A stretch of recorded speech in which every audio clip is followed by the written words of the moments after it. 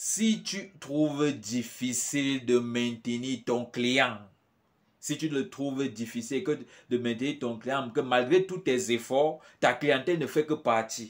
Tu constates au jour au lendemain, tel client est parti, tel client est parti, ça veut dire que tu es tombé sur la bonne vidéo, cette vidéo te concerne.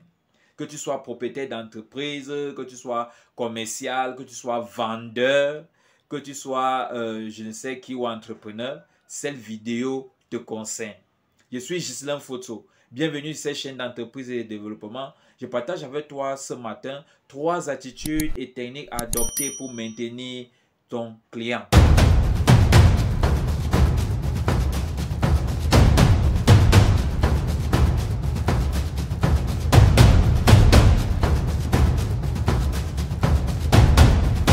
Premièrement, il faut être en permanence à l'écoute de ton client. Écoute ton client lorsqu'il veut causer avec toi. Écoute ses doléances, écoute ses revendications, écoute ses remarques. Peut-être même derrière ça, il peut te donner quelque chose, il peut te dire quelque chose qui va te permettre d'améliorer soit la qualité de service ou la qualité de produit. Mais alors, si tu ne l'écoutes pas, il ne pourra pas échanger avec toi et tu ne saurais jamais ce qu'il voulait à te dire. Même si tu n'as pas le temps, ce que tu as fait, c'est de lui prêter une partie de ton temps, voire la moitié, et utilise l'autre moitié pour lui poser une question qui est liée à son problème.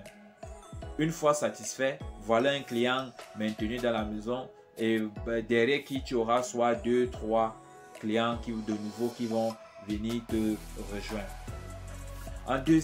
Comme deuxième attitude, mets de côté ton ego. Peu importe qui tu es, il faut mettre de côté son ego. Même si apprends à être humble. Apprends à être humble pour répondre à ton client. La remarque de ton client, un client peut te faire un retour négatif, mais alors pour l'avancement de l'entreprise, viens te faire savoir. C'est très important et c'est positif. Pourquoi? Parce que ça montre que c'est un client qui est intéressé, mais il veut que tu fasses mieux. Donc, par conséquent, ton devoir, c'est de l'écouter, de ne pas mépriser ce qu'il a dit et de faire valoir ses dires.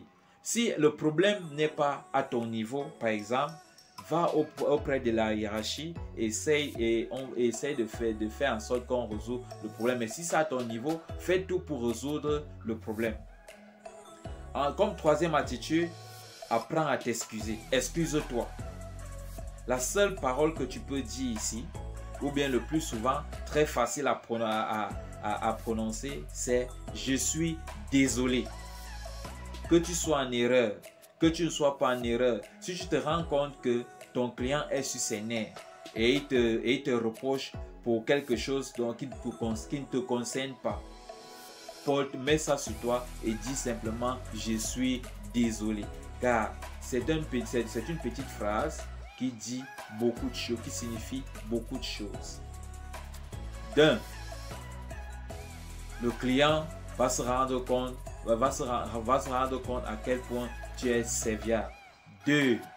La politique établie dans l'entreprise, à quel point l'entreprise met le client au centre de son activité. Par conséquent, voilà un client qui va rester à la maison et voir 1 ou 2 ou 3 clients, il va t'amener des clients, des nouveaux clients. Ça, c'était comme ça les attitudes à adopter pour maintenir le client. Comme technique à adopter pour maintenir son client à la maison, premièrement, il faut renforcer ta relation avec le client pour créer un lien de confiance. Je sais que tu vas me dire comment créer un lien de confiance. Pour créer un lien de confiance, la seule chose que tu as fait, 1, c'est d'être transparent. 2, d'être compréhensif. Donc, tu dois être transparent dans un premier temps. De 2, tu dois être compréhensif. En outre, tu dois aussi être authentique. L'authenticité de tes dires, de ton activité, doit être visible à l'œil du client. Le client doit se rendre compte que ce que tu fais est vrai si déjà il parvient à le percevoir, à le percevoir sur toi. C'est que voilà, c'est comme ça que lui aussi va convaincre d'autres personnes à utiliser soit tes services ou tes produits. Deuxièmement, pour maintenir son client à la maison, il faut mettre sur pied un programme de fidélisation.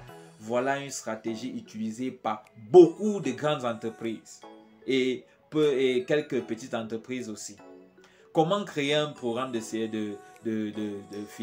fidélisation? 1. Faire la promotion de ton produit ou de ton service. 2. Montre les avantages de ton produit ou service.